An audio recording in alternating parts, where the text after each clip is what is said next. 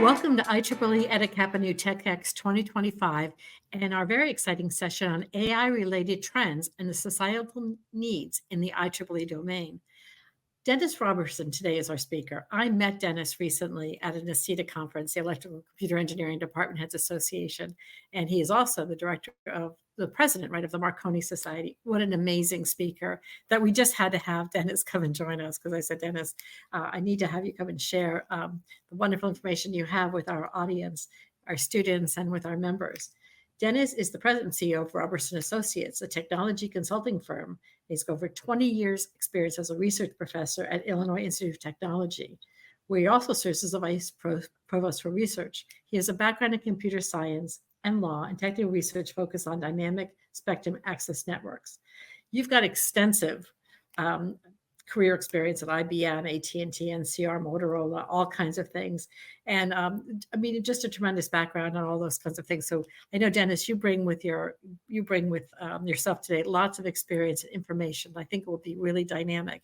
And I thank you for joining us. Thank you, Nancy. Delighted to be here, and greetings to all of the Eta Kappa new members out there. Looking forward to our time together this afternoon, and I guess we'll jump right in. Jump right in. So I will warn you in advance that there is lots and lots of eye candy to catch your attention today, starting from the first slide with the 140 years of advancement in technology, a good IEEE chart of some of the icons of our world, and then the power and electronics with a focus on AI. And you'll see that as a recurring theme throughout the presentation. First, though, a quick roadmap of where we're going.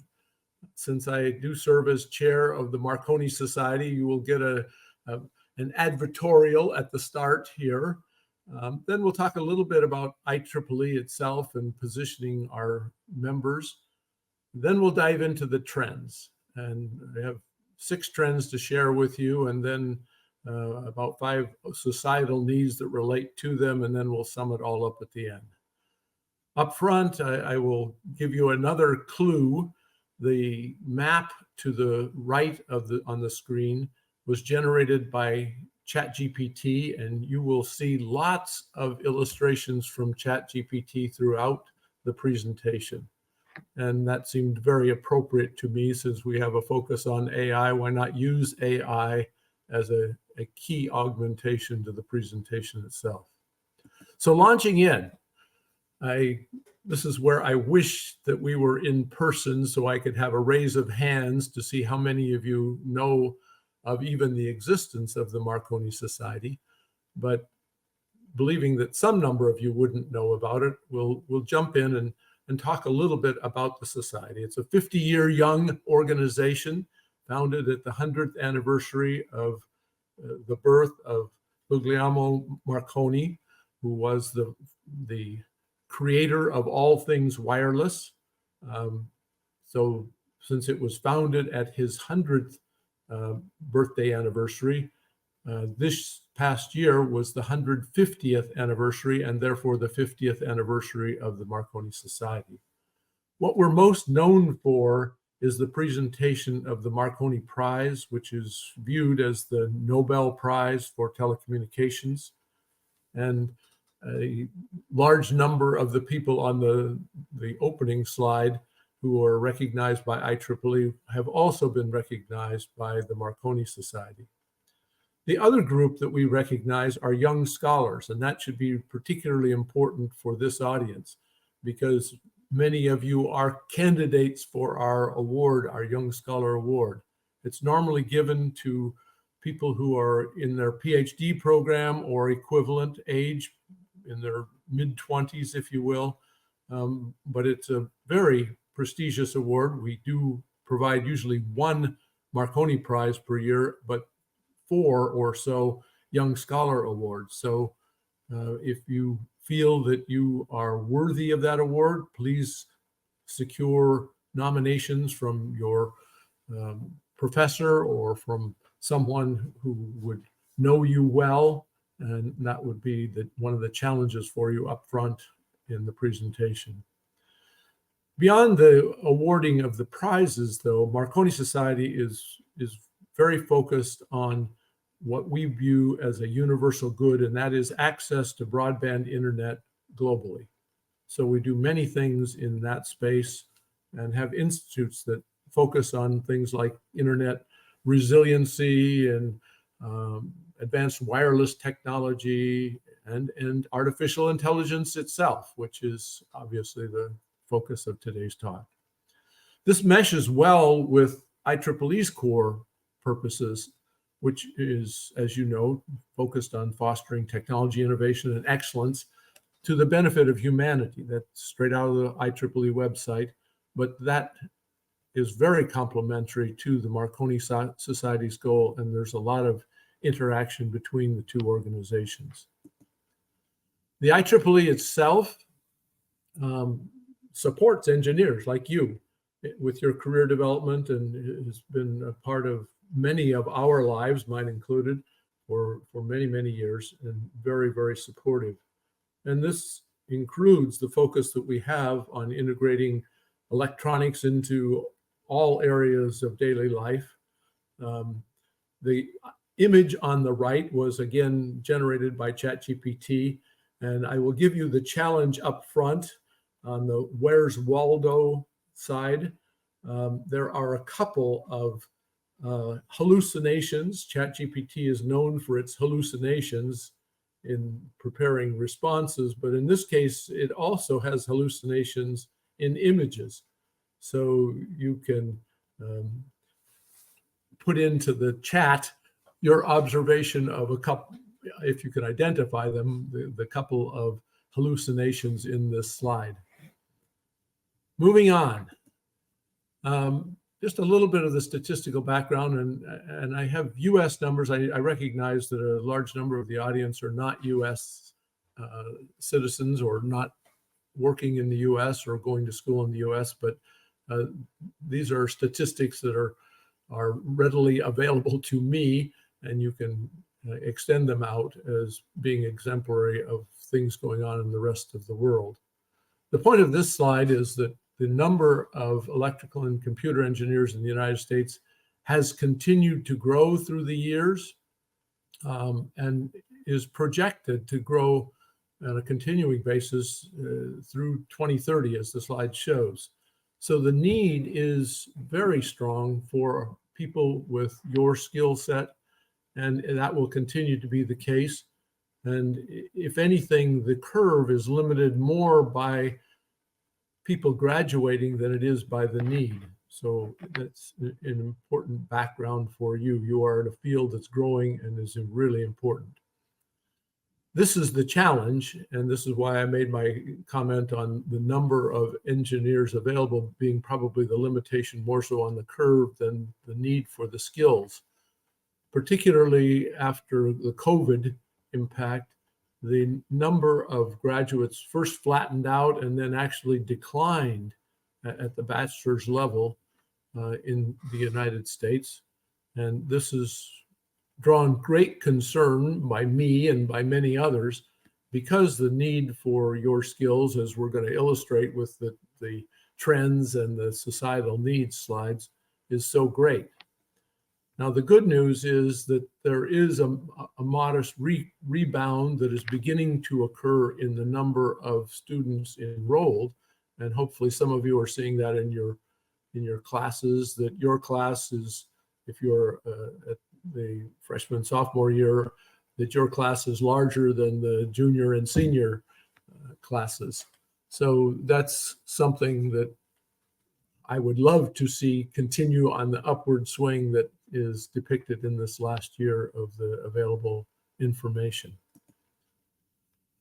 Now moving into the main topic, our artificial intelligence, and again, a very classy ChatGPT, very bold illustration, but ChatGPT and now artificial intelligence in general, as I've illustrated in the slide, has become the answer. What's the question? And we are heavily focused on large language models and the generative AI side of AI, but there are many other aspects of AI that we'll be focusing on that are probably more center stage for our profession than the large language models that get all of the press these days. But there are many capabilities: chatbots, text generation, newsletters, books, search, art, and of course illustrations that I highlight, which you're going to continue to see on most of the slides that I present. But the real focus for us is different. It's not so much on the natural language side, but rather on the use of AI for technical purposes. Again, a ChatGPT illustration here of how it applies in an industrial environment. But that is a key environment. Using AI to drive automation. AI is certainly a key part of robotics and self-driving cars. The applications are very, very large beyond the high glitz applications that are talked about so much. The need for more powerful AI capabilities continues to grow as the applications continue to grow.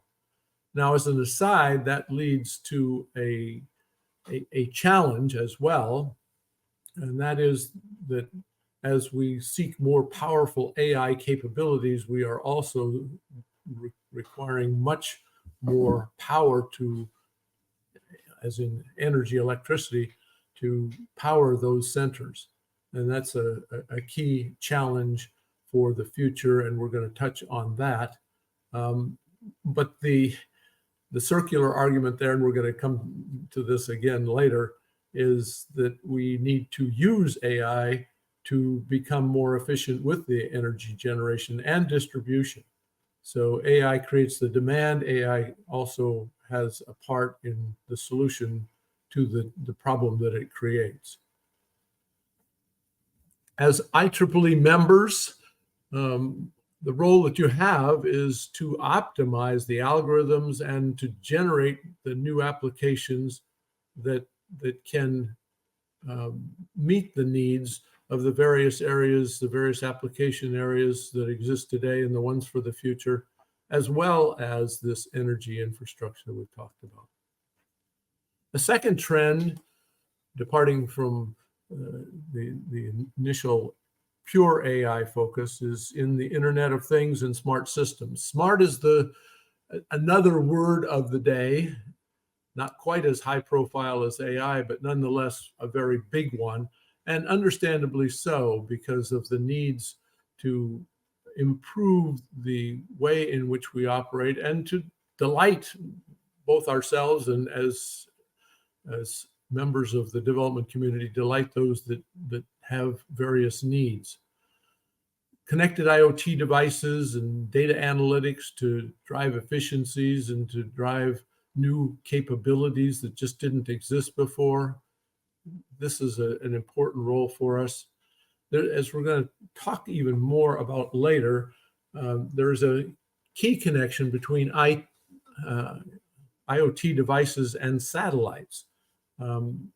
We need to be able to connect IoT devices as they proliferate around the world and connect them often in remote areas where only satellites provide the connectivity that you need.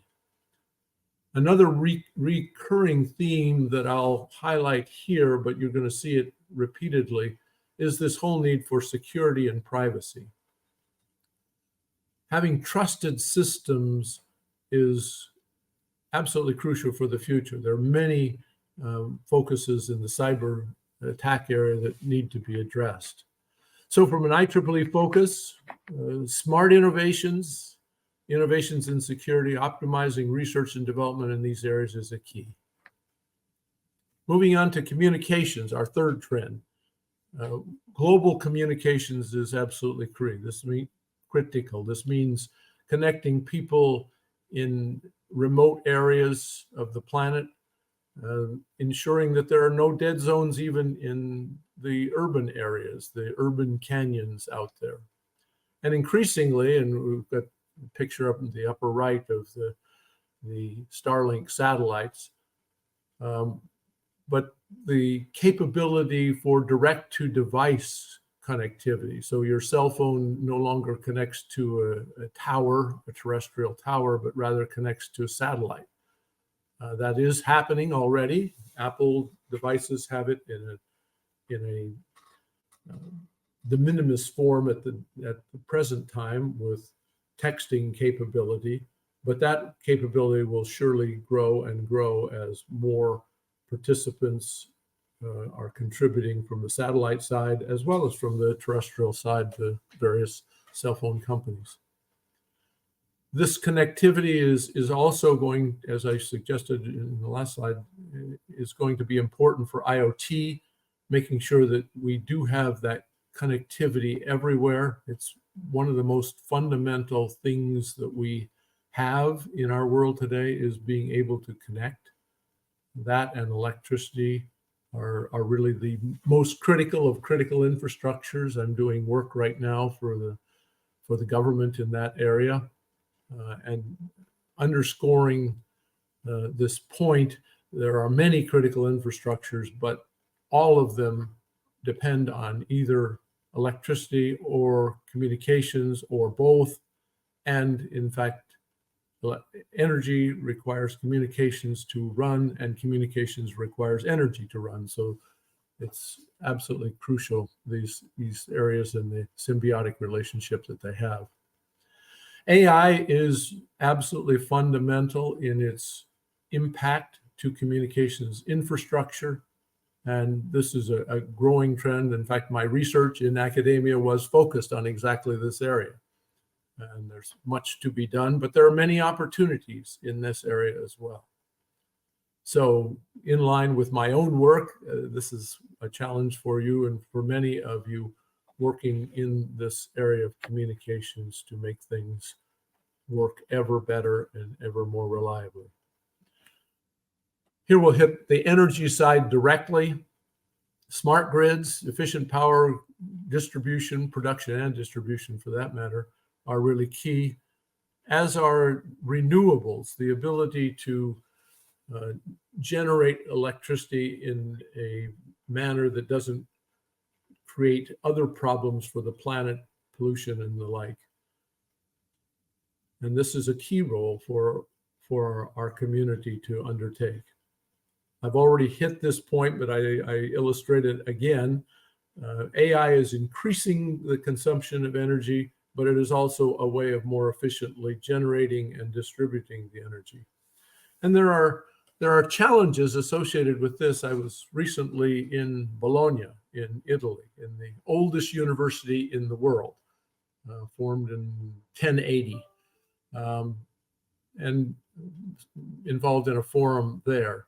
One of the speakers, a professor from the University of Bologna in the ethics area, pointed out the challenge of AI in its ever increasing consumption of energy.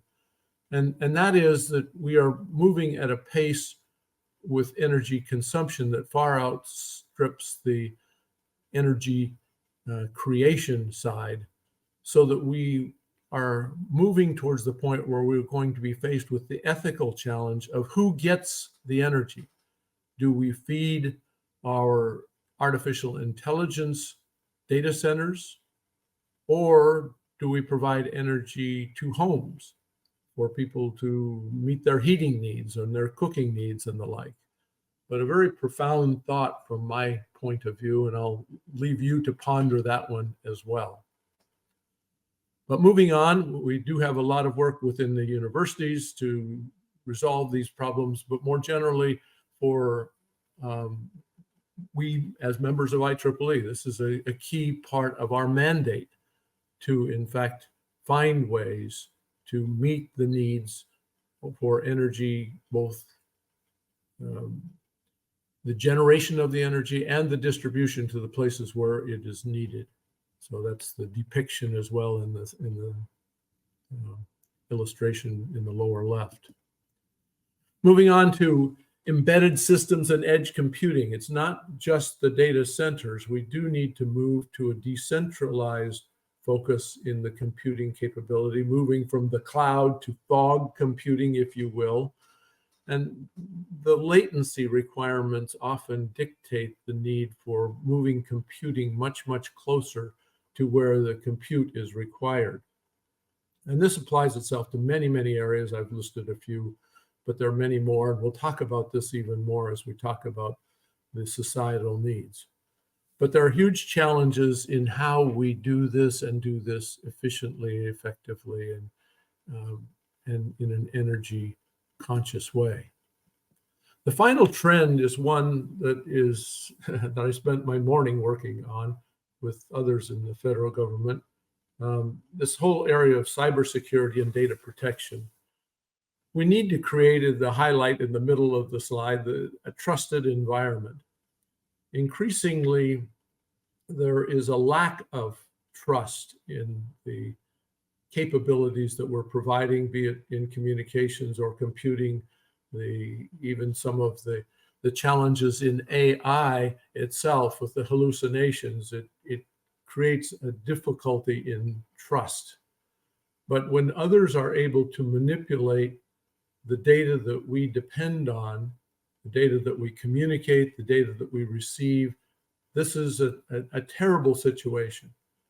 So focusing on cybersecurity and the ability to protect this infrastructure that has become so central to our lives is absolutely critical area, and an area where there is enormous demand for expertise at this time as well.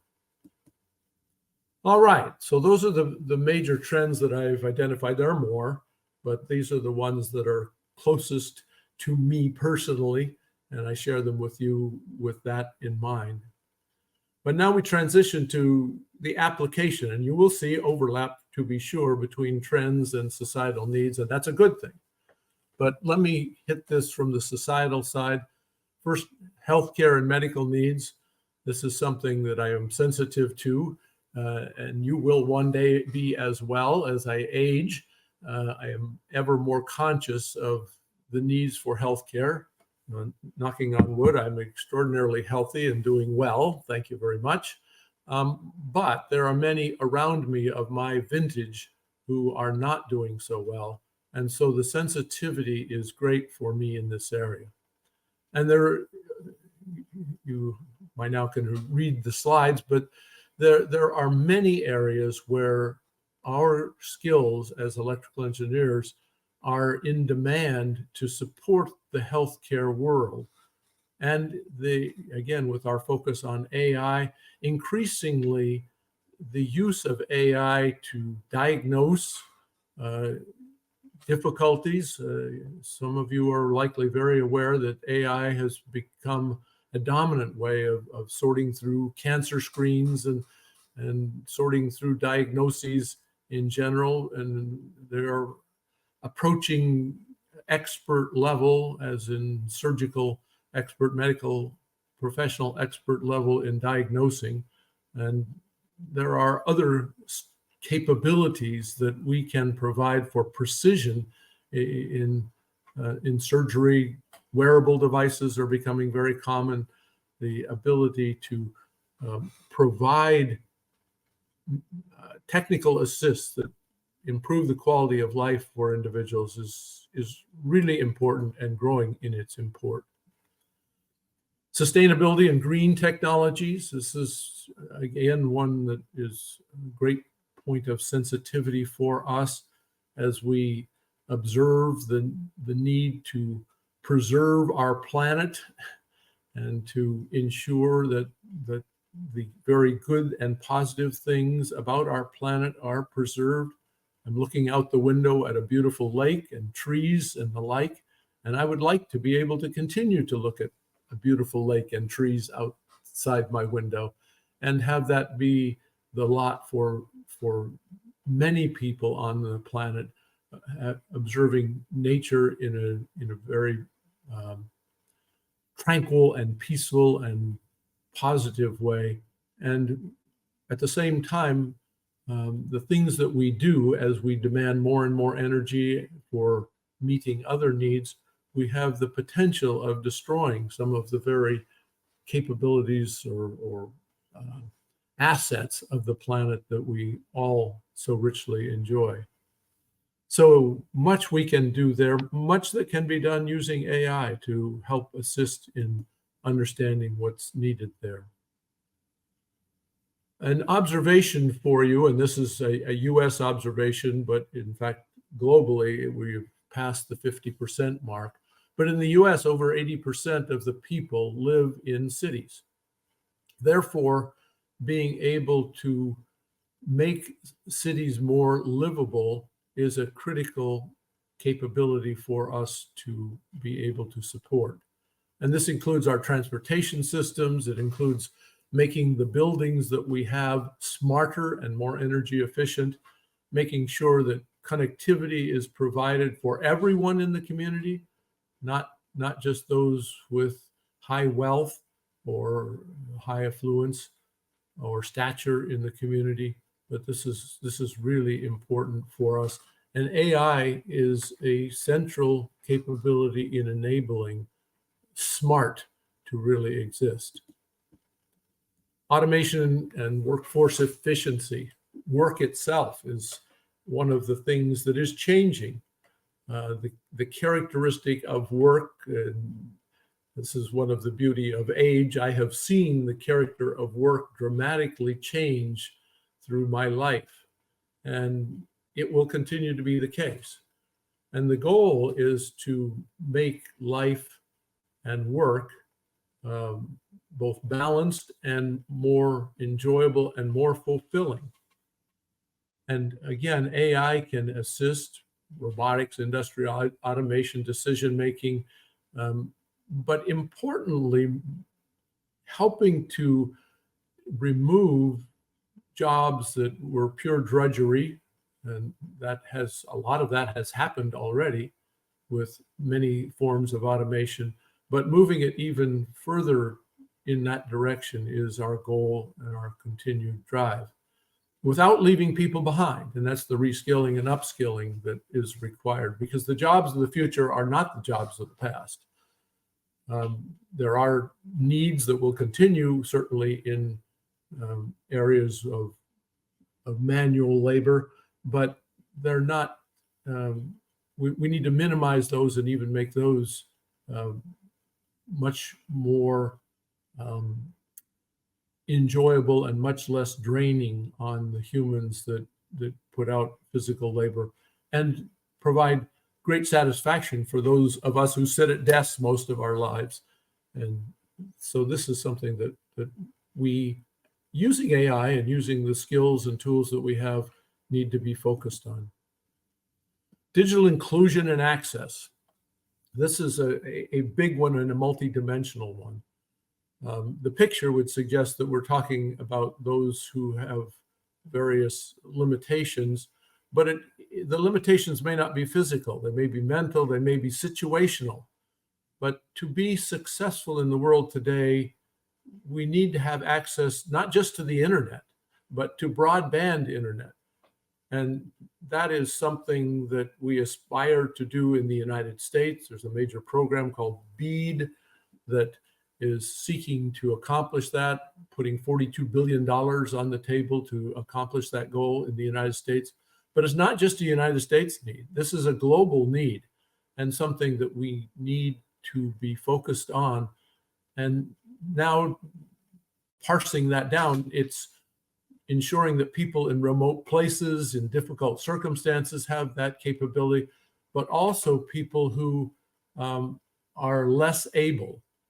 And I'm, again, using my age as a metaphor for that. As you age, and each of you hopefully will age, you will find that you do have limitations yourselves, whether they exist today or will exist in the future. But being able to provide through technology the capability to meet your needs and to be a successful citizen of the world is a critical aspirational goal that I hope that you are all signed up for and involved in, because a lot of that capability is dependent on the skills that you have. And your skills are both significant and rare. The number of electrical engineers in the world is a very small percentage of the world's population, and yet all of the things I've been talking about are really sitting in our lap, as it were. More on that later, but it's important for us to recognize. All right, so now let's look at the future. For the future, there are many exciting emerging areas. I picked two because I found the most interesting pictures of these two, and those are quantum computing and neuromorphic engineering.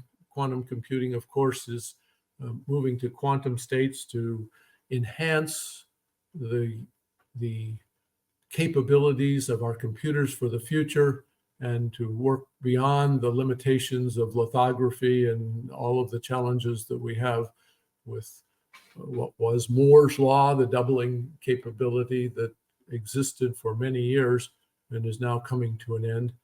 The new neuromorphic has much less play, but a really cool picture. But this is really the melding of electronics with neural capabilities, bio capabilities. And this is an exciting area and a hugely challenging area as well. Going right with that are the ethical and regulational considerations, and that neuromorphic certainly brings that to mind. But we have things that we can do that we shouldn't do, and we need to be ever mindful of that and govern those who would wish us to do things that would be unethical, immoral, impactful in a negative way to people. This is an important role for us to play as engineers, not just with technical skills, but with a knowledge of right and wrong. Using AI for our energy needs is going to be, as I've already banged on 3 or 4 times, a critical one for us. Our lifelong learning, I've already mentioned, but this is a critical one for us, and even supporting others in this area. And finally, continuing the areas of research well beyond the 2 that I've mentioned. There are so many areas that demand considerable energies to move the technologies forward and even create technologies that no one has ever thought of at this point. So let me wrap this up and then hopefully give a few minutes for questions for those of you that would wish to raise questions. But summarizing, there are many, many applications for AI, and not just large language models and the like, or even creating illustrations. There are many very practical, very practical applications that are out there, hitting again the energy generation, distribution, and the communications as primary examples. But there are many, many applications, many of which I've already highlighted, where artificial intelligence in evolving forms is going to be absolutely critical. A point that I haven't addressed, but that is critically important, I raised it tangentially, I suppose, with the notion that we are a very tiny minority as electrical engineers in the global scheme of things. But there are many important skills that we don't have. And we need to be cognizant of that fact and be focused on interdisciplinary collaborations, people in the business world, people in other engineering domains, people with political backgrounds and social science backgrounds. They all are very important and represent skill sets that we may not have, that we need to be both aware of and work collaboratively and in a very positive way with others. Since many of you are still in university, the academic collaborations with the various groups, somewhat related to interdisciplinary, but in a different context. Academic collaboration with industry, academic collaboration with government is very, very important. And we need to bridge some of the gaps between the worlds that exist and the separations that sometimes exist between academia, industry, and government to more efficiently and effectively accomplish some of the goals, to meet the societal needs, and to address the trends that I've talked about. I've talked about this already, but I'm going to hit it one last time. You are really critical to the future of the world. And that is a very weighty responsibility. The things that I've talked about are really important to the world, to the advancement of the world, to the advancement of society, to making the lot of people around the world much better than it is today. And we need to be mindful of that fact. Yes, you will make a good living as an electrical engineer, but that's not the goal.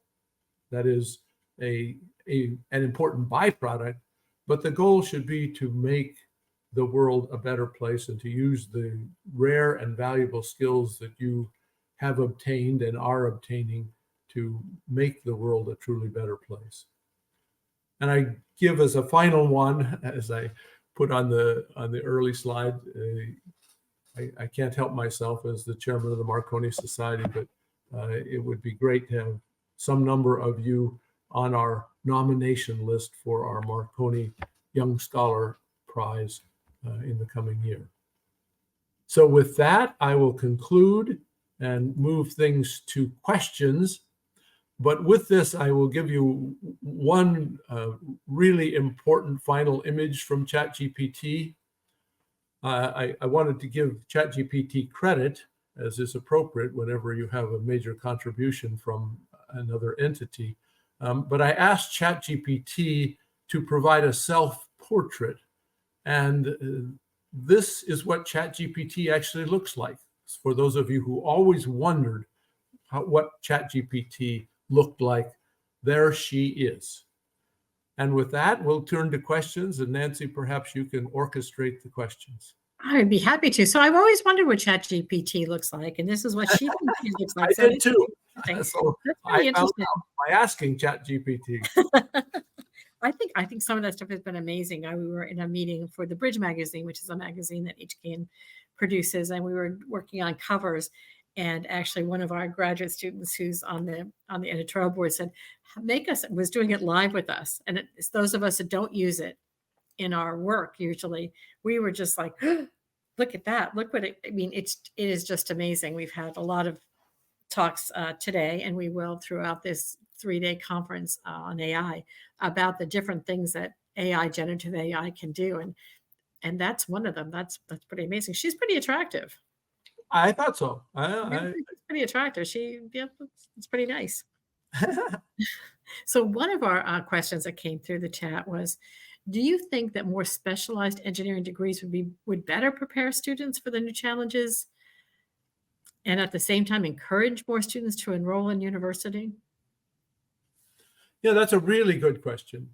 And I could argue both sides. Certainly the specializations, the demands for specialization are growing, and the continued parsing of our engineering world into subsegments that require a lot of specialized knowledge and education is important. But I guess I would lean more towards the general education, with the focus on learning how to learn through your academic career. And the reason I say that is reflected by my own career. I have a couple of degrees in electrical engineering and a degree in physics, and had a minor in computer science. And I have used all of those things and more. My own career has taken me in many, many different directions I never could have imagined in my days in university. And in the hardware side, from chips to helping to develop the initial personal computer at IBM, to being the vice president of software at Digital Equipment Corporation when such a corporation existed, to Well, that's such a jump from there to where we are now, Dennis. That's an amazing first personal computer to what we can do today on our phone. yes, no. And currently I have an artificial intelligence company. So I know. I mean, yes. So the broad, you never know where your career is going to go. So the fundamentals to me are much more important. Now the desirability from a courseware standpoint and drawing people in to the engineering profession, that's a very compelling one. So we do, from an academic standpoint, from a university standpoint, need to ensure that people understand the breadth of where their degree can take them and the exciting things that they can do in their life by having the right background and base. Well, one of the other speakers we've had on a TechX today was talking about how every career is being affected by AI. So it's not just engineering careers; it's every career has For changed sure. because of AI. So this is not an engineering thing. It's not a computer science thing. It is a law. It is it is in marketing for sure. It is in all the other types of degrees and things. You think of how AI has changed every single degree in every single what people And will be doing. you didn't mention medicine, but medicine is medicine. there. So Yeah, no, you wrote down other things about it medicine. is universal. Artificial intelligence will be a universal, And I know universally applicable capability, right. and one that as It's not students just engineers that need to use AI. It's everybody that needs to learn how to use AI. exactly. Yeah. So as a consultant and in having a business of your own as an entrepreneur, what are people coming to you with in terms of issues they're trying to solve? So when you're taking on clients today and they're looking at how they transform their businesses, are they looking how they transform their workforce? Are they looking at how they transform the information, the way they market or do their communications plan? What are they coming to you for? Well, my consultancy is a much more specialized consultancy. So there are elements of what you just described that come in, but mostly people come to me because the 35 people in my company are all very deep wireless experts. So we're called upon by government, by companies, sometimes even by academic institutions, to solve problems in the communications area. Sometimes it's a problem also related to government. We do a lot with the governing bodies in mostly the United States, although we're sometimes involved with international situations as well. But helping people to develop solutions at a broad level, working with the government on strategies for most effectively developing communications. Again, actually, I spent 4 hours yesterday afternoon and 4 hours this morning trying to resolve strategic directions for communications for the U.S. government. Interesting, because I know one of the talks I saw you give at the conference we were at together was on 6G. Yes. And, and again, how that's going to change kind of maybe it is AI in terms of the sensors and how we do that. But, when you look at all these things and how they interact with each other, very fascinating changes that we'll see very quickly. It won't be many years from now. It'll be some months, maybe very closely. The ethical considerations of AI, and you touched on it briefly. And I think when we do responsible AI as a topic for a conference, which this one is, any other things you'd like to say about those ethical considerations and absolutely. We talked about a key one that is an indirect one with the energy, who gets the energy, the AI data center or a small rural community that doesn't have a strong voice to advocate for themselves. So that is an example. But ethical AI, especially when you talk about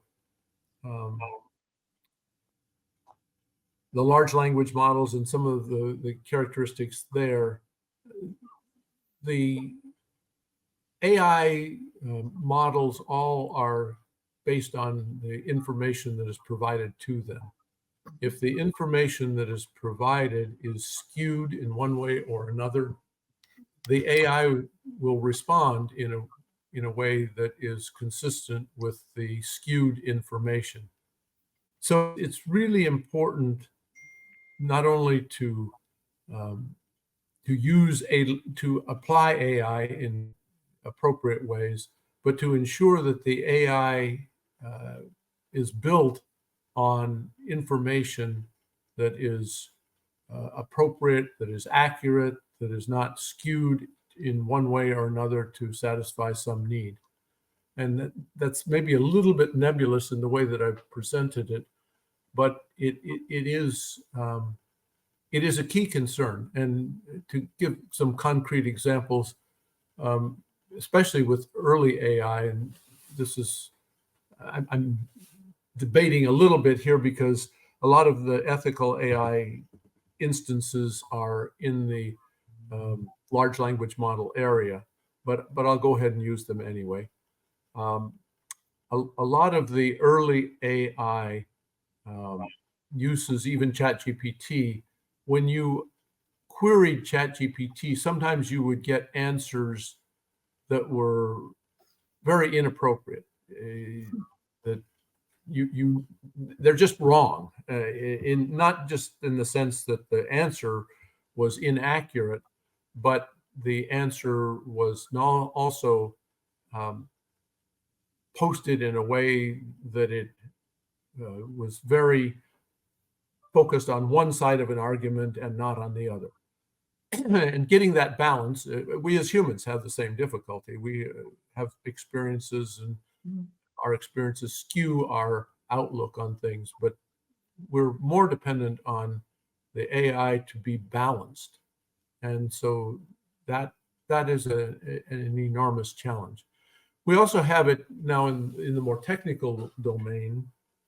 When you're applying AI to a technical problem and looking for it to effectively replace a human decision-making process, you have to be extremely careful with the data that the AI is operating on, that it is not skewed so that it will advantage one group or one company or one nation or one entity over another inappropriately. So that's, So, again, so that implicit bias, do you think it's being worked out as more data sets and more data information is being fed in? Do you think that implicit bias is being? Yes and no. Certainly for the large language models, they're consuming more and more information, and that's helping. And there are a lot of people that interact with the systems that help to resolve some of the issues. But even not all AI is large language model based. Mhm. Some of it has relatively modest amount of data. The AI company that I am affiliated with, it's a totally different kind of AI. It is infused with information up front, so that it is not doing a statistical analysis of information, which is what large language models do. Rather, it has concrete dictionary, thesaurus, encyclopedia kind of information and makes decisions based on that information. And that can be very good because it's not statistical. It's based on very carefully curated information that you do have reliance on and dependence on. But someone could choose to infuse that kind of AI with information that was inaccurate or biased. Yeah, that's I guess. It's not doing statistics. It is blatantly inserting that information into. I think we've all seen that in the early uses of it, right? It's come back, giving responses back, and whoa, well, what doesn't seem like. And so depending on the kind of AI, since most AI systems will not be large language model based, they'll be trained in one way or another, but with a much more limited data set because of the application that it's being applied to. So you have to exercise extraordinary care and curate the data very carefully on what you're providing to the system, to the AI system, because it is the old hack on software in general. Garbage in, garbage out. AI is no different than any other software system. If you infuse the AI system with inaccurate data or biased data, not biased in a human sense, but biased towards a technical direction that may not be appropriate, then that can be a challenge that needs to be dealt with, and really is a responsibility for we as engineers to ensure that that doesn't happen. For the researchers. Well, you've given us so much great information. I really appreciate you sharing this with us today. It's been wonderful having you with us. As I hoped also would happen, we have many questions that have come in about the Marconi Society and about the Young Scholars Program. And I was hoping for that outcome, I must admit, because Marconi Society is a wonderful society. I enjoy working with you. We work very well together, and look at doing some of the same kinds of things of elevating people for their accomplishments and young scholars and promoting education and things. But the nice thing is here, the Marconi Society has a booth in our expo. And so there's been a representative in the booth. So Yemity is there some of the time, or you can register interest or go and watch some of the things. And a lot of the details about the Young Scholar Program or other ways to be involved with the Marconi Society just by visiting that booth. And you can always, hit up me on LinkedIn, connect with me, and I'll be happy to connect you with them. Great organization. And Dennis, thank you so much for sharing your expertise and your time with us today. It's been really a pleasure having you with us. No, it's a delight to be here. I hope there was some value that you could all take away. And I think, Nancy, you have the slides that I've provided available to the group. So please. Well, we make this available on demand as well. So, many people watch live, but other people might be watching on demand, and then we'll make sure other resources are available for them to connect with as well. So if you're watching this on demand, we will make sure we can get the slides and other ways to connect back with us through the booth or through the platform. Great. All right. Thank you so much. Thank you. Thank you all.